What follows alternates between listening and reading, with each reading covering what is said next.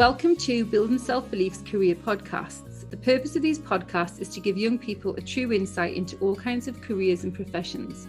In the interviews, we hear about the highs and lows of working life and how people have overcome any difficulties to make the very best of every situation.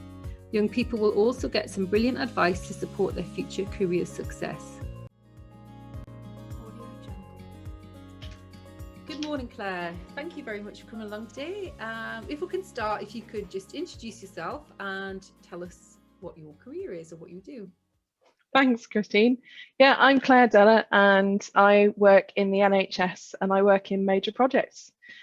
My particular role is called benefits management, which if I ever get asked what I do at a party, I always try and avoid saying what I do because nobody knows what benefits management is, or they think I work in, the unemployment office. But benefits management is about understanding why we're actually doing projects. Okay. So what's the thing that's driving us? What is it that we want to see improve? So we don't want to roll out technology for the sake of technology. There aren't many people who are interested in it just for that reason. It's about instead saying, what's the difference we're going to make with this? And is this the best way to achieve it? Could be that there are other ways to do the same thing. So is it kind of research based as well? So do you research both sides, I suppose, whether the NHS needs it or whether it's effective enough and the technology itself? Yeah, it involves all stages and all aspects of it. So I can start off with, we've got a problem. We've got a problem, for instance, with people not being able to get a GP appointment quickly or at a time that's convenient for them. And then we say, okay, what are the multiple ways that we could fix this problem? What is it that's making us feel that this is an important problem to fix? Is it one that particularly affects a group that's disadvantaged, for instance? So I'm disabled and getting an appointment at a time that suits me with the right doctor because they know my history can be quite difficult.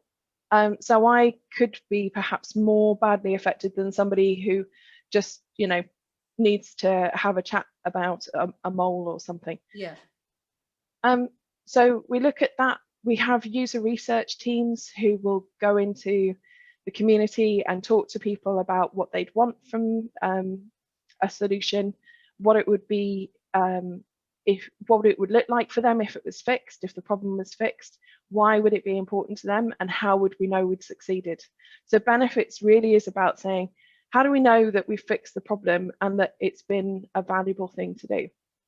I think what's interesting in particular is that if you say NHS, so many people just think of doctors and nurses, and obviously there's far more very, very rare, very career paths that people could take within the NHS. Oh yeah, absolutely. Project management is an entire career path within the NHS. So we actually have a project management profession, and project management isn't just one job. It's not just the project manager who's the person who organizes the project. It's all the other people who are involved. So the user researchers, the people who work on the change side of it, because it's all very well to actually produce a piece of technology, but if nobody uses it, it's been pointless. So there's change management, and then at other levels, so program management and portfolio management, they're focused a bit on the bigger picture. So a project is about creating an item, say the NHS app, which I've worked on. And the NHS app is a thing that you can use, that people can use in order to get benefits. So I can use it to book an appointment with my GP, and I don't have to wait for the office to open at 8 o'clock in the morning. I can book that at 11 o'clock at night when I'm lying in bed. So the project's thinking about producing the item that's going to be used. Programs are thinking on a more broad scale about how we're going to change behaviour. One of the things that's in the news at the moment is NHS 111 First. So that's a programme about changing people's behaviour so that the first thing they do when they have a problem is that they phone 111 or they go to 111 online, and the 111 service can direct them to the place that is best suited for sorting their problem, rather than just going straight to A&E. Yeah. So that's the program level, that's thinking about change in behavior. And then you have the portfolio level. So we don't have just one problem to fix in the NHS. We have a multitude of them, and we only have so much money. Yeah. So the portfolio is about saying, where can we put the resources to get the best return? And that's not just return overall, the best value overall. It's also thinking about those different populations, you know, rural populations, deprived areas, people like myself who have particular needs, women, ethnic minorities, LGBTQ community, they all have different needs. So the portfolio has to balance that value across the various different citizens of this country. So out of all the projects you've done then, what do you feel most proud of, or what do you think for you personally had the most satisfaction out of? Oh gosh, that's a hard one. I don't know. I've mostly worked on public sector projects for most of my life. I've worked on things like the transformation of the police service. Okay. So moving from very much just to arrest everybody, throw them in the cells and put them in court, to a more justice-based system. So using things like restorative justice, conditional cautions, which is where you're given a caution as opposed to having to go to court, but only if you perform a particular task or a particular penance, as it were. Which could be, for instance, taking part in restorative justice, which is where the victim and the perpetrator get to talk, not necessarily directly to each other, could be through an intermediary, depends what feels safe, but they get to understand each other's perspectives more. And restorative justice took the recidivism rate, the repeat offending rate, from in its 80s down to something like 17%. It was incredibly impressive. Interesting concept, actually, where I suppose if I call them criminals have confront what they've actually done and the impact it's had. And I think rather than seeing it in kind of monetary terms of what they've got from it or justifying it themselves, when they actually see the impact and have to confront that, I think is really, really powerful. Yeah, yes, it is. And it has amazing effects, and it also has effects on the victim, because actually victims of crime who go through restorative justice tend to have fewer mental health problems as a result, less effects like PTSD, and they deal with the experience much better. So I think probably it might not be the highest profile thing I've done, but it's probably one of the things I'm proudest of. I've been watching. There's a program on Netflix called I Am Killer, and about American prisoners who are on death row, and that an element of that is about restorative justice and and I think it's really, really interesting how some people have forgiven the prisoners and some just haven't, and I think it's just interesting to get that background. So I think it's a really interesting area of crime and a sense of like resolution almost to it as well, isn't it? And moving on for everyone, not just so that's really good. So how did you get to become a project manager? How did I get here? It's not what I started off wanting to do. I wanted to be an aid worker. I wanted to I wanted to work abroad. I went to university and did a development studies with overseas study degree. As part of that, I got to spend a semester teaching at the Economics University in Hanoi in Vietnam, which was an amazing experience. And through that also, my research that I did while I was out there, because I wrote my dissertation while I was out there, I was able to use it. The World Bank and the Vietnamese Education Department used it as the basis of their budgeting for primary and secondary education. Oh, brilliant. So, yeah. So did it feel satisfying to actually produce something academically that was actually of use then? Yes. Yeah. And I'm interested in the theories behind things, absolutely, but I'm always interested in how you can actually then use it, how to take something that I've learned theoretically and apply it in the real world, or make sense of the real world with it. So yeah, it really was a great opportunity to feel that I'd had a real world effect. And after that, I did an experimental economics master's, which was a weird subject that's very rarely taught anywhere. There's only about 4 or 5 places, I think, or there were at the time in the UK that did it. And it was about doing studies to understand the psychology behind and to be able to predict how people behave. And economics, people think it's a really dry subject that's only studied by people who want to go and work in the treasury or something, or work for a merchant bank. And actually, it's everything we do is economic. Every decision we make has an economic element to it. So understanding why people make the decisions they do is vitally important. So my master's research was on the effect that gender and other characteristics has on generosity. Oh, interesting. Yeah, so women give to charity in a different way that men do, for instance, and how you can tap into that as a charity, and how that affects, for instance, their marketing campaigns, or the people that they approach, and the situations and the ways that you would phrase things in order to tap into either a male or a female market. And I mean, loads of people have done a lot more research on that field, but it was quite new when I did it 20 years ago. So yeah, I mean, that's a topic in English language at A level. You teach language and gender. mm-hmm. And it's fascinating, really, just the different, how women and men interact differently in the workplace, or phrases that they would use, and all the studies linked to that. I think people underestimate how you can use language and how it is used. And I think it's a really, obviously I'm totally obsessed with it, so it's a really interesting area that people underestimate, I think, or kind of take for granted, whereas I think there is obviously a whole academic area there now, it linked to that, and how to change it, actually, sometimes, I think, especially for women in the workplace. Yes. And it's made me the marketer's worst nightmare, because I hate being manipulated.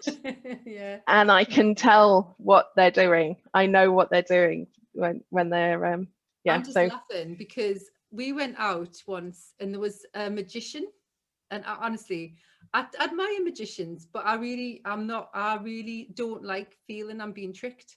Yeah. He tried his hardest and he was like, oh, in the end he went, oh, I just give up. And I said, look, I totally admire what you're doing, but I just don't like feeling I'm being tricked. And I think some marketing can make it feel like that. Yes, very much. And you see it these days on social media as well, with clickbait adverts and so on. And you think, you're just trying to get me to click this, and when I get there, it's going to be a disappointment. I hate that. The Microsoft one's the worst one. But when you turn your computer on, it will say, I don't know, it was one the other day, it was like Zoe Ball's tragic event, and then you click on it and our cat's gone to the vets or something. Exactly. Yeah. Oh, I wasted my time again. I mean, I'm just making that up, but that kind of thing. So how did you end up at the NHS? When did you get there? Yeah, I started off after university working as a project manager, mainly because I was getting married and I needed a job quickly. So I fell into it, really. I started off at a private company that did e-learning software. And again, 20 years ago, it was quite new. It wasn't really something that was well known or well used. And I knew I wanted to help people. So that was the basis of having decided to do my development studies degree. But I knew that I wasn't going to be able to help people in the way that I wanted if I stayed in the private sector. So I got a project and change management job in the police service.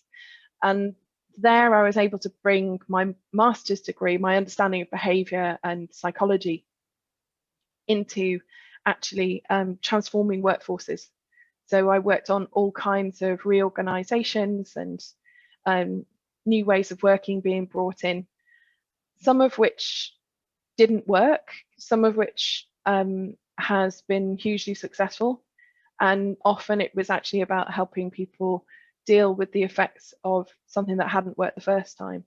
Well, and I thought, about this, I've talked about this with a few people, even for that kind of project, why is it useful sometimes for something not to work? Because we're talking about kids and failure and not necessarily achieving what they thought they wanted to achieve. You know, so what can you learn from that in that kind of context of project management? Yeah, I mean, the obvious one is how not to fail in the future. But but actually, you learn as an organization. It's like we go out and buy a car, or we buy a washing machine, or we subscribe for a year to a magazine, and when we get it, we think, oh, I wish it didn't have such and such, or I wish this one didn't play an annoying song when it had finished my wash cycle, or I wish this one had a heated windscreen or something. You're actually always learning about what you would do differently next time. Mm-hmm. And all of the projects I've been involved in have had some element of failure because they have not worked perfectly, but you can't expect anything to work perfectly, particularly when there's a human being involved. So actually what you're doing is learning for the future. Yeah. And there's been a shift in project management from these big projects that start right up front with, yeah, we know absolutely what it's going to look like. It's going to do this and have this feature, and it's going to be pink. And when they actually have got to the end of it, not only are those requirements no longer right or relevant, but the technology that you could have used to build it has changed, which could have actually led to using a different approach or getting a different thing. And the benefits that people wanted at the beginning are not what they needed now. So take our situation, you know, all of us wanted great transport links in order to be able to get into work. Mm-hmm. And there's a huge number of us who are now working from home going, I wish my home broadband was better. Mm-hmm. Mm-hmm. So our needs and what would give us a benefit has changed. And that's because the world around us changes on a daily basis. I think having talked to quite a few people, I mean, most people would say they're probably 5 years ahead now in technology than they would have been. So that the positives of the impact of COVID and pandemic, where people have been forced to take on new procedures and new ways of working that would have taken a lot of negotiation and wrangling, and now it's just kind of because they've had to, they've taken it on board. Absolutely.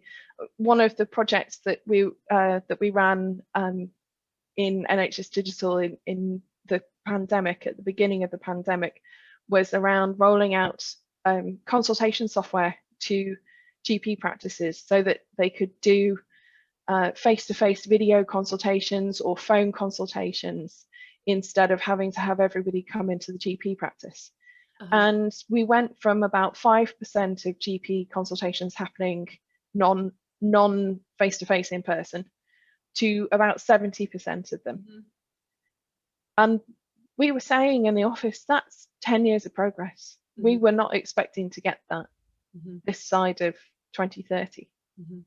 And we got it in the space of 3 months. I mean, and in some respects, I totally understand when people might say it's not as personal, but the other side of it is, if you're feeling really ill, the last thing you want to do is get in the car, try and get the doctors, sit in a waiting room, hang around for hours and hours. Amongst other people who are also ill. And when you're feeling really unwell, it is the very last thing you want to do. So I kind of can see both sides to it. But I do understand how it would be a benefit as well if you can just stay in bed, even, couldn't you? Really? Yes, absolutely. You have to get up. Yeah. I've been very lucky. My GP has for years worked on mostly a telephone basis with me, because either I'm too ill to come into the surgery, and particularly I lived the past 5 years in Wales in a very remote area and on my own. So I didn't have somebody to drive me the 12 miles to the GP practices, and there certainly aren't any taxi services that far out. On the other hand, if I was actually well enough and it was a routine appointment, I was usually on the other side of the country, because in my job I travel across the whole of the UK, teaching and working on different projects and consulting with groups in different parts of the country. So I was never around to go to a GP appointment and also between feeling well, 9 and 5. That's the last thing you want to do, isn't it? If you actually feel well enough, you want to do take advantage of feeling well. Yeah, exactly. So how's your, I was going to say there about traveling around. So do you do so I'm talking about the project management side again, I suppose. Is it a lot of teaching? So it's not just kind of sitting at a computer, is it? Is what I'm basically saying. There's a lot more to it than that. No, I mean, I do teaching because I'm an expert in my field, and benefits management is something that every person who works in or around a project should have some knowledge of. I teach everybody from apprentices and graduate trainees who are coming in to do business analysis, which is where you're studying the numbers, the statistics on, for instance, the number of people who can currently access a GP appointment. All the way through to the people who lead major projects. So for instance, the SRO, the senior responsible owner of the NHS website, or the person who runs the health and social care network, which is the what would be your biggest private ambition? Secure internet that connects all of hospitals, GP practices, probably the project I'm working on at the moment, together, so they can share all information. I've set up my own company safely and securely. We are working on. So I cover a project all kinds of people from all different backgrounds in all different parts. Clinicians who are advising on the safety of an app, for about instance, 70% of projects fail in one way or another. Who are involved, they either go over as users, as they take too long, or they don't deliver the benefits that were the point of doing the project in the first place. And if we can reverse that failure rate, then we think in those projects that currently are failing are things like the solution to the climate crisis, new housing technology for affordable housing, a cure for cancer, all kinds of things. So projects impact on everybody's daily lives. Everything we do is a project. If this podcast is a project. Everything I do is a project. Yeah. I mentally do everything as a project. Yes. Because everything you do, you've decided that there's a particular thing you need to achieve by the end of it. You've worked out what you need to do in order to achieve that. You've worked out what resources you need, time, money, a computer, whatever it is that you need. You go through the process of, what do I need to do first? You know, I can't put the roof on until I've put the foundations and the walls up. And you track it. You keep track of how much money you're spending on whatever it is you're doing. So everything we do is a project. And if we can improve the success rate of projects, then we can change the world. And that's what I'm looking to do. Brilliant. I think it's, and we've talked again, haven't we, about young people and having a better understanding of project management, and how that could improve, well, whole areas of their lives, really, everything really, couldn't it? If all kinds of things at a younger age had a better understanding about how to kind of manage everything, really. Yeah, everything from getting up in the morning and going to school. That's a project. You can organize that as a project. You can look at it and say, well, what's the risk if I don't set my alarm? What do I need? What are the resources I need? Right, okay, I need a school uniform. It's PE tomorrow, so I'm going to need that. So you're planning stuff in advance. You're making sure that your resources are all lined up and ready to go. How am I going to get to school? Have I got the bus fare? Or have I got my bus pass? All those kinds of stuff. That's a project. Doing an essay, that's a project. Yeah. You know, working out what is it I want to achieve at the end. To be more efficient at it, or that if everything's in place in a particular way, you've got time to do other things more efficiently. And you know that, because we keep talking about time management and things like that with young people. and how you can actually improve things by thinking it through. Yeah, and managing your time, but also being efficient with your time. So one of the things you look at on a project is what can be done at the same time. Can I be brushing my teeth in the shower, for instance? There you go, I've shaved 2 minutes off my morning routine. Can I be eating my toast on the bus? These are things that I can do simultaneously, whereas there are other things that if I don't do them first, the rest of it can't happen. Now, I'm not going to go out the house without my trousers on. So if I've not got dressed first, I can't do the rest. So you learn to sequence things and you learn to prioritize, and you work out what you can effectively do at the same time and what has to be done on its own. So lastly then, what advice have you got for young people then, generally, who are interested in this area of work? How do you become a project manager? How do you become a project manager? Hone your organisation skills and think about what people actually want and how they interact. There are loads of courses out there that you can do on project management where you learn all the boring techniques and how to fill in a template and how to write this document. But that's not what you need. Being a project manager is about organising people and about understanding people. So if you have a skill with working with people, negotiating with them, working out between you what's achievable, getting people on board with your project, they're the real skills of a project manager. Brilliant. And do you think it's a good profession for young people to think about then? Because I don't even know really. This is the problem. This is why we're doing this. This whole project is that as teachers in particular, it's such an insular environment, and quite often we don't even know what's out there. So the point of all of this project that we're doing for the careers is to give young people an idea of the whole wealth of jobs out there that they can access that they don't even know exist. Absolutely. Yeah, and project management is a major part of the economy. It contributes a significant part of the UK economy. Practically every business in the country and every organisation in the country will need project management at some point. Whether you are a full-time professional project manager like myself, or whether you've learned those life skills where you can, for instance, implement a new part of the curriculum into a school. Teachers all have project management as a life skill because they're doing those things as well. So yes, there are routes into it. A lot of people start off in, say, something like engineering or construction or IT, and then they grow from there, from actually creating the app or the building or whatever it is that they're doing, to organising the people who create the app or the building. But actually these days there's now a dedicated career path into project management. So you can study project management at university as a degree subject, for instance. There are apprenticeships and graduate trainee positions.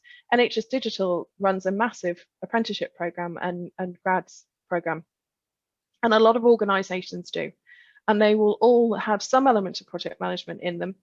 And actually NHS Digital has entire apprenticeships dedicated just solely to project management. So there's all kinds of routes in. You don't have to be academic, you just have to be able to organise and to understand people. Brilliant. Well, thank you very much for today, Claire. You're welcome. We've said as well, if anyone wants to get in touch, because you're our trustee as well, that if any young people want any advice or any support, you know, that we can put them in the right direction, can't we? I'd be happy to. That'd be great. Thank you very much for today. You're welcome. Thank you for joining us today. If you're interested in learning more about other careers, please go to our website at buildingselfbelief.org, where you can find many more examples of great career paths to potentially take. If you need any advice about anything we've discussed in the podcast, please get in touch. Our purpose is to support young people whenever we can.